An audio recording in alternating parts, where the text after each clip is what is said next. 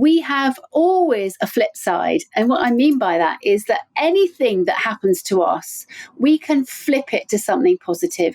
Even the most adverse situation, we can flip that to, what am I learning from this? How can I learn from this? How can I take this forward? Ladies and gentlemen, I'm your host, Matt Drinkon. Welcome to the Eternal Optimist podcast, where we like to look at stories told by amazing human beings who have achieved some level of success in their lives. And not all successful people have had it easy. And our guest today is going to share some of those challenges that have happened in her life in order that she wants to serve the world. And we will get to her mission and vision in a moment. But we're going to share some hope today. We're going to share the mentality that you can do it too. We're going to talk about resilience today. We're going to talk about confidence.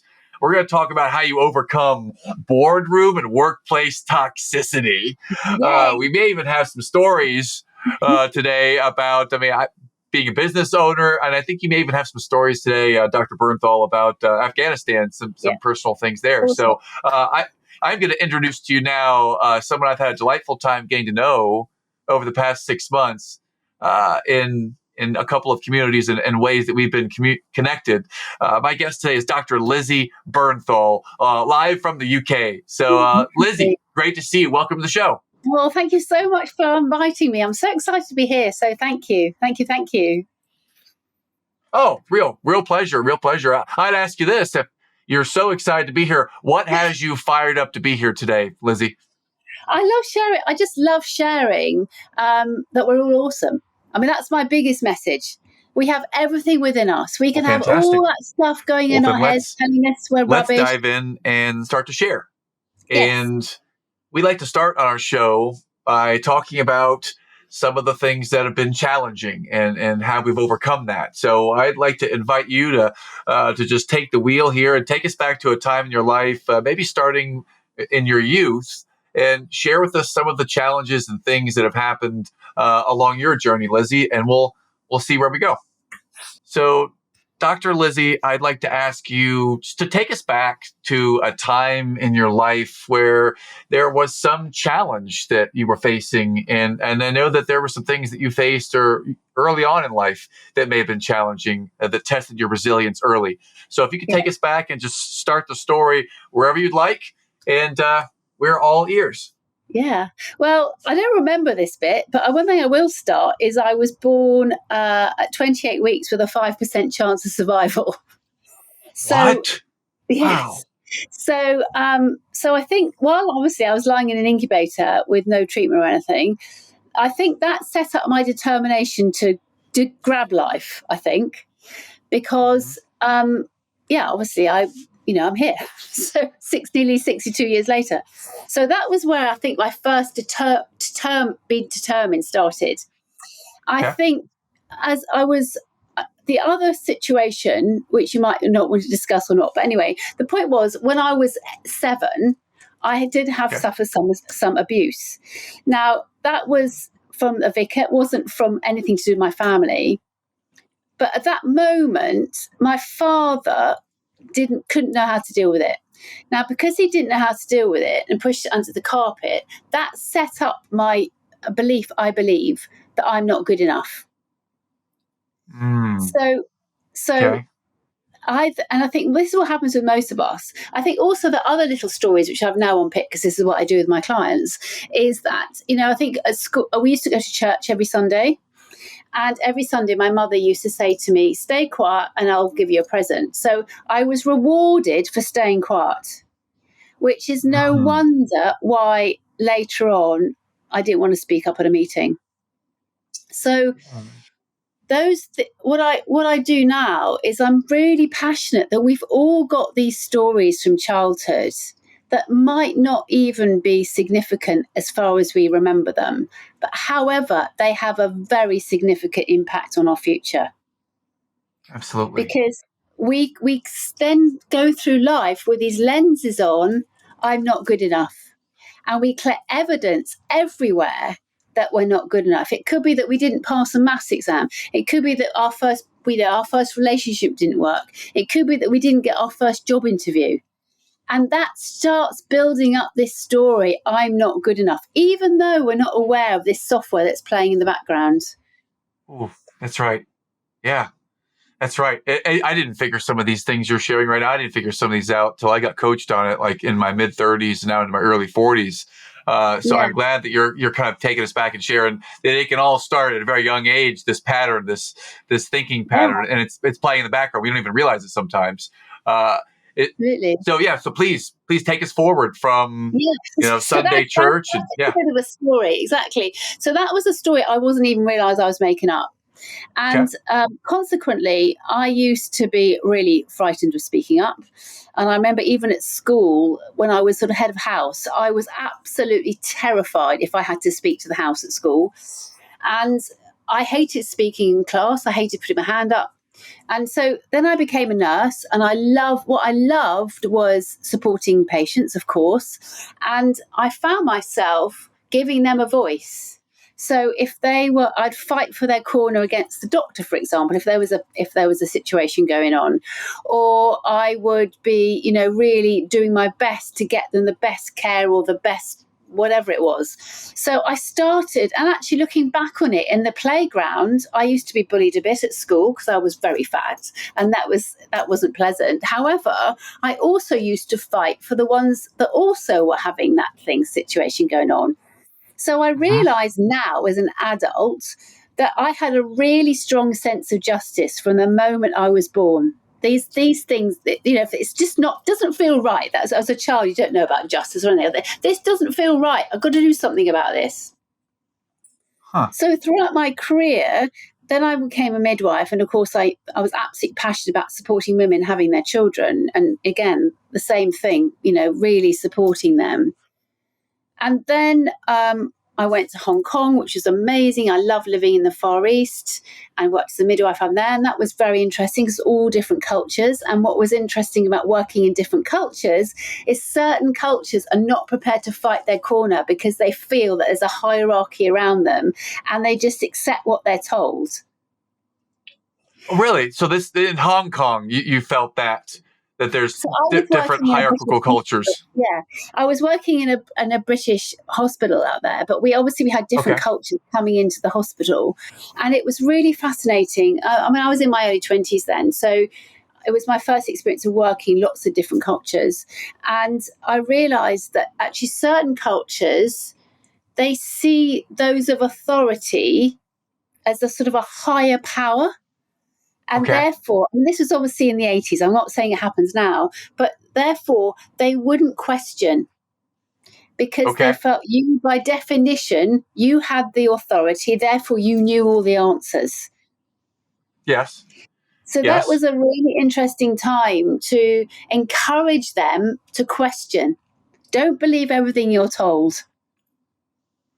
Oh, well, that really hits home nowadays, especially in the last Yeah, few years with all the COVID and yeah, all the vaccine stuff, and exactly. and Yeah, and who do you exactly. believe now? Yeah, exactly. Yeah, I'm totally with you. Growing up, I believe the doctor and my nurses, and I pretty much did what they said. I live here in the U.S., but now I'm more Yeah, apt to question now. yeah, Uh, yeah. exactly. Yeah. So then, so I did. Lizzy, why did you become a nurse in the first place, Lizzy? Good question. It's interesting. My mother was a nurse, and actually, my father. Okay. I was eighth generation army, but my parents never put any pressure on me to join the army. But it was just something. Something I just always going to Okay. do. It was just I was always going to be a nurse. It was just sort of. I don't know whether it's my mother and my godmother were nurses. It was just something I just was always going to do. There was never anything else I was going to do. Even from a Yes. small child, I was going to be a nurse. Actually, looking back on it, there were much less limited, more limited options in those days. And Mm-hmm. the other thing that was interesting was when I was at school, I was told I wasn't intelligent enough for university, so be a nurse. And so, yes, I went to be a nurse. Really? Absolutely loved it. Yeah, I absolutely loved it. But I had great satisfaction a few years ago going back to my school saying, oh, by the way, I've got a PhD a distinction in my master's and a first class honours. So yes, maybe I was okay to go to university. Yeah, no, it's fascinating how these childhood stories get in our head, and then we go into school, and someone makes they make a decision, they make a judgment on us that this person may not be smart enough to do this, so let's not promote them, or let's not give them that chance. And Yeah, now, come to look at it, you have the PhD, the master's with distinction, and I've heard you speak in communities where you are the keynote, and you are coaching and teaching resilience and confidence. So yeah, this it's just fascinating that whatever it is you've done now, dear listener, there is a chance to change, to evolve, or there's a chance to keep evolving your game. And Dr. yeah, Lizzy's great at this, so that's my plug. Please yeah. continue. Yeah, so never believe what you're told, and remember that anybody gives you a limiting answer, that is coming from their Okay. place, not you. And actually, I think the other thing that I've always had a philosophy is that every challenge is a learning opportunity. And whereas if somebody puts a challenge in front of me, I just ask, how high do I need to jump to get over it? And actually, I think it's going with that mindset of let's just grab every opportunity and see where it lands, because I would never want to be in the rocking chair of regretting that I've not done something. So we Oof. all have opportunities that if we're open to, are extraordinary. But so often we have that fear that blocks us, and we get our ego inside our heads, those gremlins that say, oh, you can't do that, who do you think you are, etc., etc. And then we think, okay, well, forget it, I won't do it, so I won't follow my dream, because who do I think I am that I'm going to achieve that? Mm-hmm. Mm-hmm. Yeah. I felt that a number of times in my life as well. I think a lot of us, probably everyone has that inner critic or doubter at some point. So yes. Well, so when did you notice that in you? When you had that I that didn't place that actually kept saying maybe notice you it. couldn't do it It earlier. just, later on, I noticed the Mm-hmm. evidence. So it wasn't a moment where I kind of Okay. I just thought, right, I'm just going to grab everything. And I just started grabbing everything. There wasn't a moment where I sort of felt I'm going to seek out opportunities. It's just, I'm going to, I think actually looking back on it, I did create opportunities just by, Okay. for example, when I studied for my PhD, at the time, nurses were not funded for PhDs. And again, my sense of justice kicked in. I felt that was wrong. If doctors are funded, nurses must be too. So I put up a case that nurses must be funded for reputational risk. And if they were going to fund it, I was going to be the first one. And then when I left the army, Nice. it was so amazing that they were funding a nurse every single year for a PhD. So that's another tip I would share with your listeners, is that and it wasn't until my dining out, my final dinner, somebody came up to me and said, do you realize the legacy you have created? That undertaking a PhD is now the norm. And it never occurred to me. I just did what I did. So that's another real message for all of you who are listening.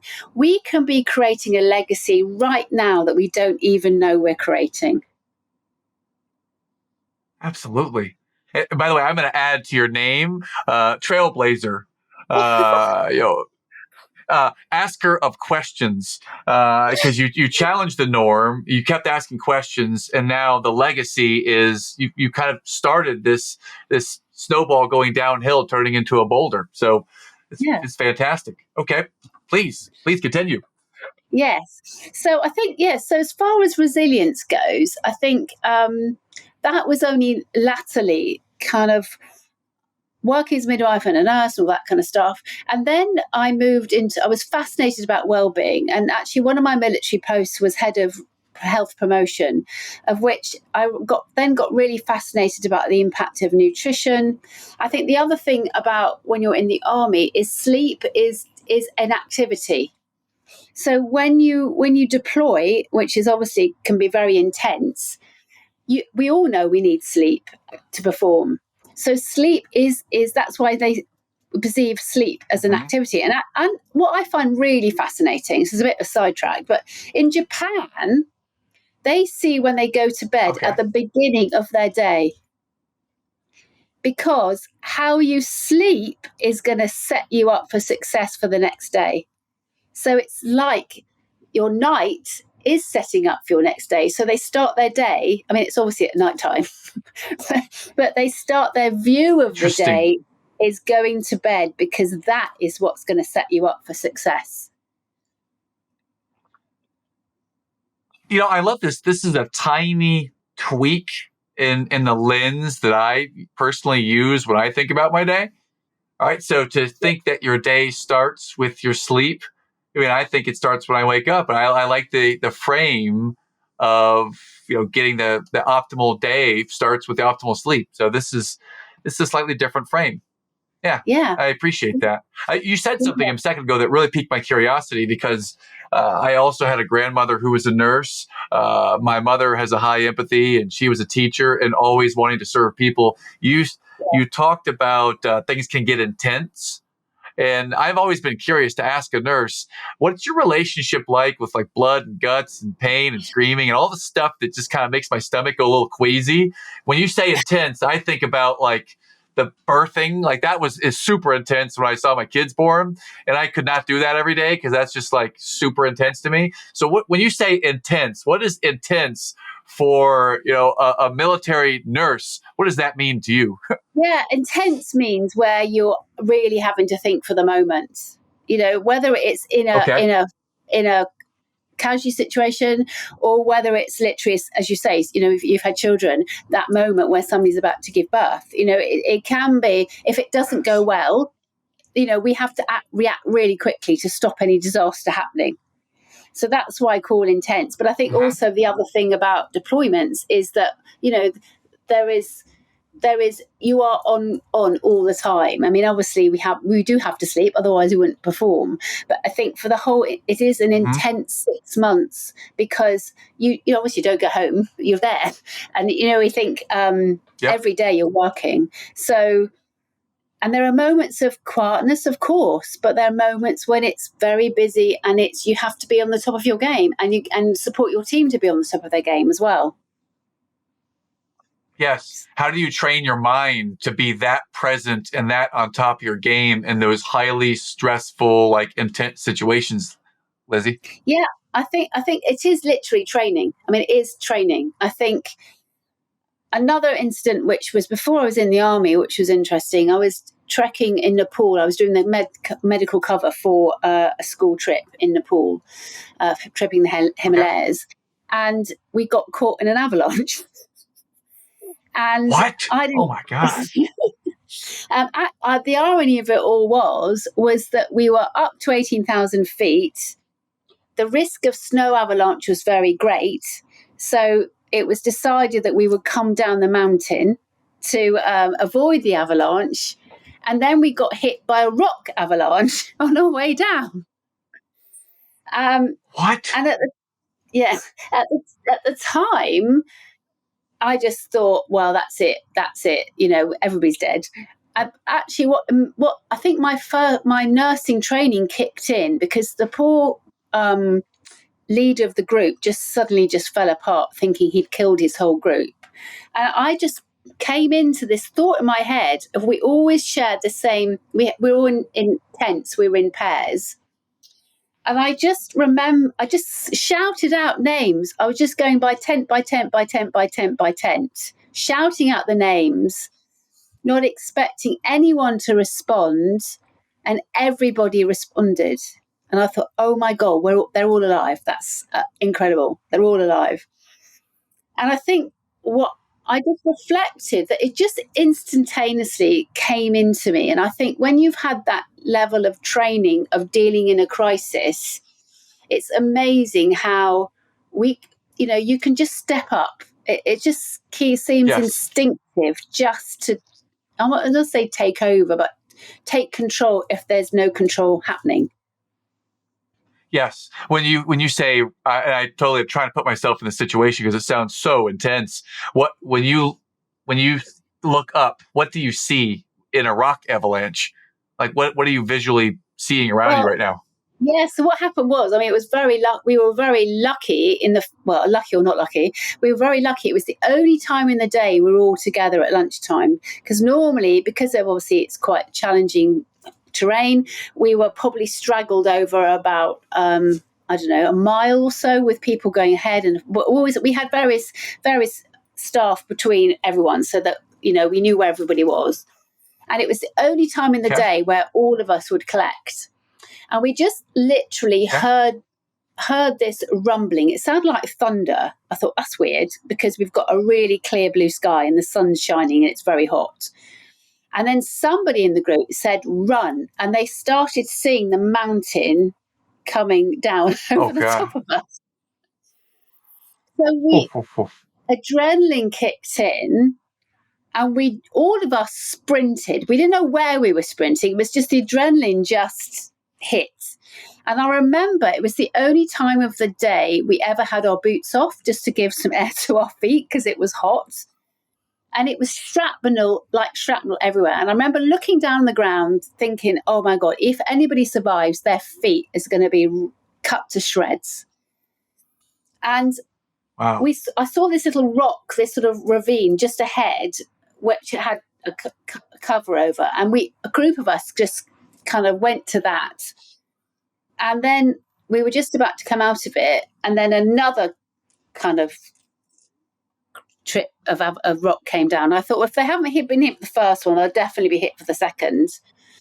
And then when it seemed to quieten down, that's when I came out and I just started shouting everyone's names, and everybody replied, and everyone was okay, which was amazing, except one of the Sherpas who had a head injury because he went down as we went across. But that no one had a scratch on their foot. It was extraordinary. So, yeah. Oh, so, wow. I cannot imagine a mountain coming down on top of you. Man. And then the funny thing was, we got back to Kathmandu and there was a coup. So we thought, this is a memorable experience. After you survived the rock avalanche, you got back and the government had collapsed. There was a coup. Wow. That was even before I joined the army. So I'm just, all I'm really sure, is that we have resources within us that we never realize. And that is what resilience is all about. It's not it's finding the resources within you that you didn't even realize you had. So when we all talk about, that's brilliant, overcoming adversity, it's actually getting through the adversity, not avoiding it, and trusting yourself. That's why confidence and resilience are so connected, because confidence is all about trust. It's trusting ourselves. It's trusting others that we come up to the mark. And whereas resilience is the adversity. So we have to trust ourselves that we're going to get through whatever that adversity is.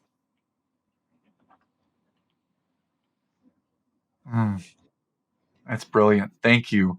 I'd love to move forward a little bit and kind of look at your mission now.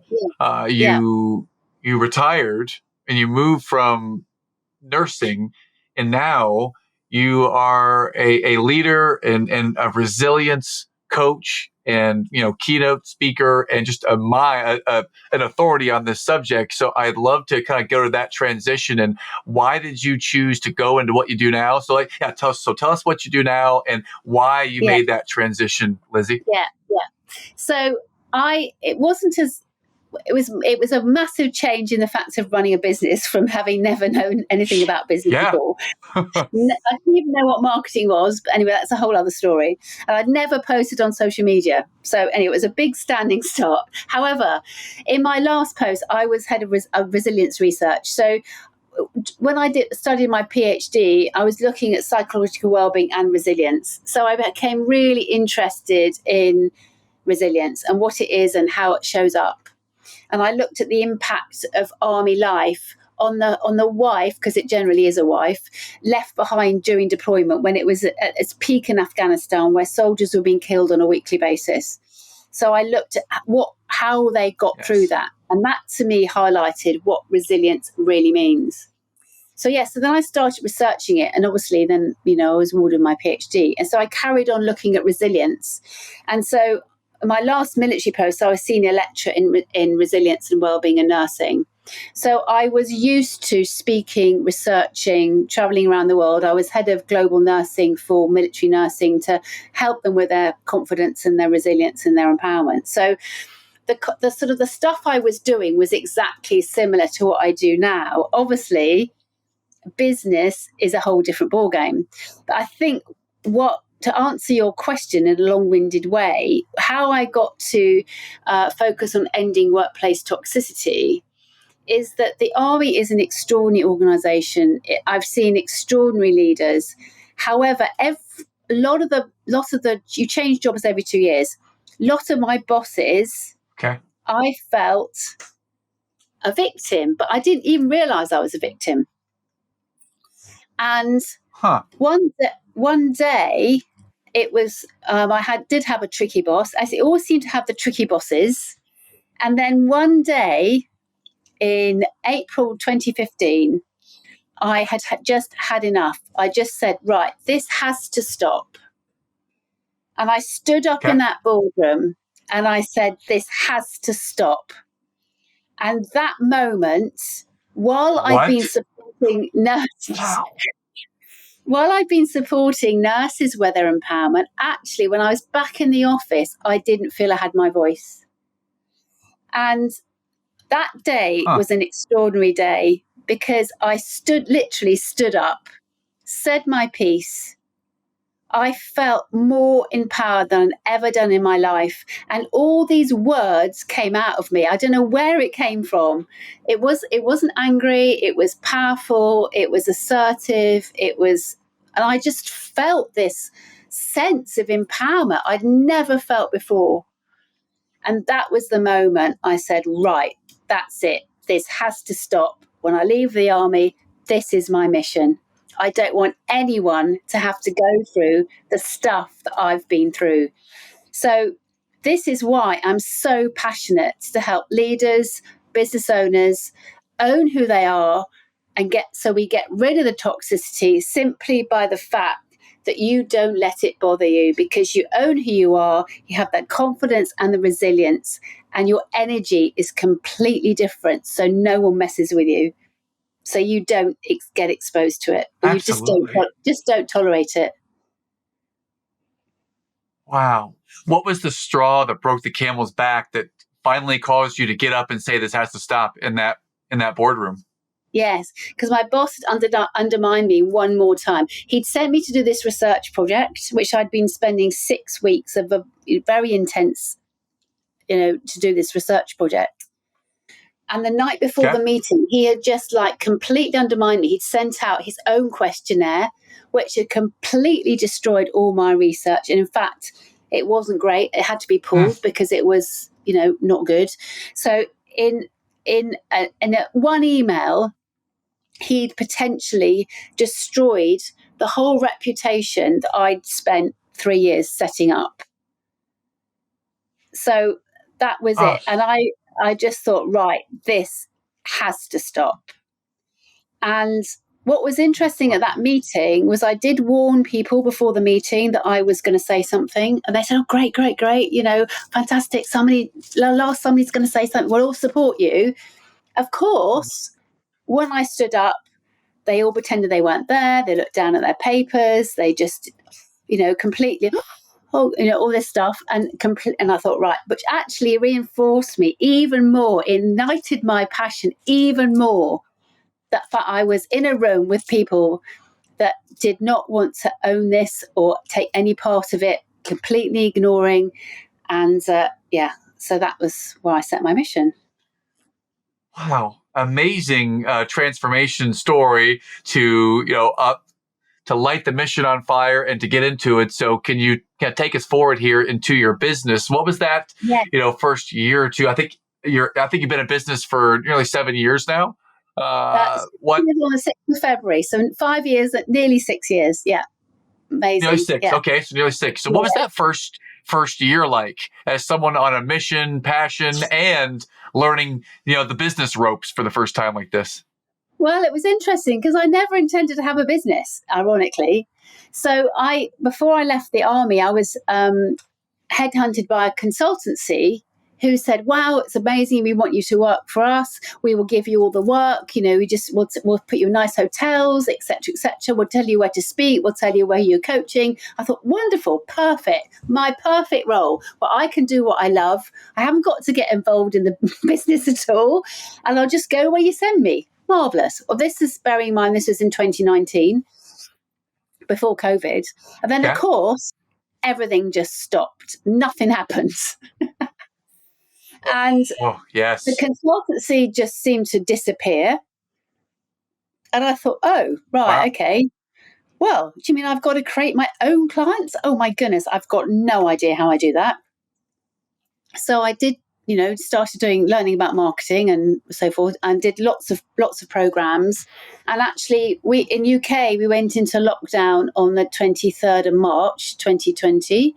And I thought, right, I've got to help. I've just got to do something here. I was getting a real sense of overwhelm, and plus, what we were all going through, what I was going through. If I'm going through it, and I've got some resources here, there are some out there who haven't got the knowledge I've got, so I've got to share it. So having never really been online before, I found out what Eventbrite was. I found about Zoom, and I created my first event on the 8th of April, and from overwhelmed to calm. And I was, all for free because I just wanted to add value. I started posting on social media, posting little tips, posting little videos, and it just kind of built on from there, really. So, wow. Yeah. So again, in the middle of the fire, when you're starting the business, and then COVID happens and everything is shut down, you pivoted, responded with your resilience training, and you found a way to make it happen, and you just start adding value. And that's all Fantastic. I'm about. I'm not into likes and all this stuff. If my post, because I post 4 days a week on LinkedIn, I do LinkedIn Lives and on other platforms as well. My mission is if it just helps one person, job done. That's all I want to do. So, Dr. Lizzy, can you tell us a little bit about, how do we find more about you, and what kind of offer do we have for our listeners? Yes, so thank you so much. So the offer I have is that I offer a resilience scorecard, which takes 2 minutes to complete. It's a few questions, very easy, yes or no, and it's no overthinking, just what comes straight up in your head, because that's how our intuition works, highlighting that we don't need our ego to tell us we can't do it. So 20 questions, it takes 2 minutes, and then I can give some personal tips to you according to your answers. So that's the resilience scorecard. I also do a free session every week, every Monday, 12:30 UK time. So that's probably 5 hours back, depending on where in America you are. And that's a 45-minute session, free on Zoom, all about leadership, resilience, confidence, tips to share that you can put in place straight away. I spend a lot of my time on LinkedIn, and I think I'm the only Lizzy Bernthal. So if you search my name, you'll find me, and I'd love to engage with you. And then I've got my business is called Release Your Potential. So my business is www.rypotential.co.uk, and I'm on Facebook or anything you search for, and YouTube. Just search my name, and hopefully stuff will come up for you. And as far as who would benefit, as far as who would benefit, I think all of us need a bit of boost resilience, but I think the people I'm really, really love working with, particularly, and I can, have great influence, is those that are lacking confidence, who know that their team tell them they're inspiring. The team see them as amazing, but they don't see themselves as amazing. They might have missed out on promotion because they haven't got the confidence to go for the promotion, or they didn't show up powerfully in the interview. Or if you're a business owner, it's just you find that that you could be creating more than you're creating. And I have clients who've had their best month in business in 12 years, that they've got others, if they're employed, they've been headhunting for the most amazing roles simply because they're showing up with impact and influence, passion and presence. And it's all within our gift. We have it all within us, but sometimes it just takes a conversation to realize it. Fantastic. Well, I appreciate what you've shared here. And I'm just going to go on a rant here for a moment, listeners, because Dr. Lizzy and I, for the past roughly about 11 minutes, we've been having some tech stuff. So I'm talking to a resilience expert today. And as I do this, we are having like major and the other thing I would say frustrations about and challenges with tech is stuff. we hear a lot about bouncing back. It's never bouncing back. It's always bouncing forward, because we're never the same person that we were before that event takes place. We've grown, we've shined, and even if we feel we haven't shined, we've got through it. And therefore, as a result of getting through that, then we have boosted our resilience, boosted our confidence to realize that we can get through things that we never imagined that we could. COVID being a really good example of this. We would never have imagined we would have had to go through what we did. And yet we're still here, we're still shining, and we're still making an impact. Absolutely. Well, thank you for your perspective so far today, Dr. Lizzy, and we definitely appreciate it. And I think it's time to progress to the lightning round. And for listeners out there, this has been a real testament to our own resilience, because we're typing back and forth in the chat. Thank you so much for having me. And I look forward to hearing from you. Let's go to the lightning round. So question number 1, can you recommend 1 to 3 books that have had an impact on you?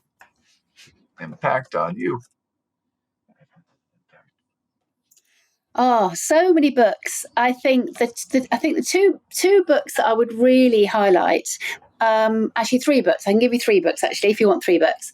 The first thing is The One Thing by Gary Keller. And that is a really powerful book, no matter where you are, what with your business and not in business, because it focuses on, and I'm glad you love it too, Matt. I think it helps you focus on the one thing you need to do right now. But we have so many things that we feel we can do, and then we end up doing none of them. And the classic, I think it was Convictus or someone said, if you chase 2 rabbits, you miss both. So that's The One Thing, which is a really great book. The other book, which I love, by Michael Singer, is The Surrender Experiment. And this is an amazing book. It's a story of how he surrendered, not as in giving up, actually, okay, I'll just go with it, trust the process. And where he wanted to be in a little field somewhere, not doing much, he then had a multi-million pound, I don't know how much he sold his business for, 300 million or some crazy, crazy amount, just by, okay, the universe, God, whatever you believe in, is giving me this opportunity. I'm just going to grab it, surrender to the process, and just see what happens. So that is a really powerful book. And the other book is Untamed. And that's by Glennon Doyle. And that's all about finding who you really are. We feel up, we become these people that others want us to be. And once you find who you are, everything changes. And I totally believe, and this is my story, not the book, but I totally believe fitting in is the opposite of belonging. Because if we fit in, we become that chameleon. We try to do what other people want us to do. We can only belong to ourselves. And then everything changes because we own our ground. And this book is an amazing story of how one day she realized all the stuff that she thought she should do, all the shoulds, that kind of have the children and get married, have a good career, blah, blah, blah, blah, blah, was not who she was. And she then followed a different path, which was absolutely in line with her truest essence. So they're really inspiring books that you can read, on the train, where you're traveling, whatever. So yeah, they're my top 3 for the moment. But every month I have a different top 3 because I read more and more. I think, wow, this is now my best book, and this is now my best book. So yes, so I hope your readers enjoy it. Thank you. Yeah. Thank you very much. Let's move to music then. Yeah, Is there an interesting. Great artist or question song? about music. Now, Mhm. it's a bit old hat now, but when I used to do my presentations before COVID, and my keynotes and so forth, I used to play at top volume. Heather Small, "What have you done today to feel proud?" Because it's just an inspiring song. And I encourage all my clients to think before they go to sleep at night, what's the one thing today that you're proud of? Because we so dismiss stuff. We just dismiss the little things we do every day that are having a massive impact. So, yes, that's the song that, and I think the other song, because I'm a bit of a Take That fan, which also shows my age, is Rule the World. Because if every single one of us has the opportunity to make a massive difference, and collectively we really can rule the world and make it a better place. I think this is pretty phenomenal, this conversation we're having, because we're having it as I'm typing to the chat to her the questions, because our internet and our tech is just a real challenge at the moment. So thank you, Dr. Lizzy, for doing this. So let's go to the last question. This is the Eternal Optimist podcast. What might eternal optimist mean to you, Lizzy? Okay, so boom, I typed it to her. Let's see what she has to say. Yeah, great question. What does the eternal optimist mean to me? Well, I think it just means, to me, we have always a flip side. And what I mean by that is that anything that happens to us, we can flip it to something positive. Even the most adverse situation, we can flip that to, what am I learning from this? How can I learn from this? How can I take this forward? So the eternal, I would hope I am the eternal optimist, because I always believe that we are just tapping on a tiny bit of our possibility and our potential. So the more opportunities we get, and everything has learning in it, and everything we can switch to something really positive.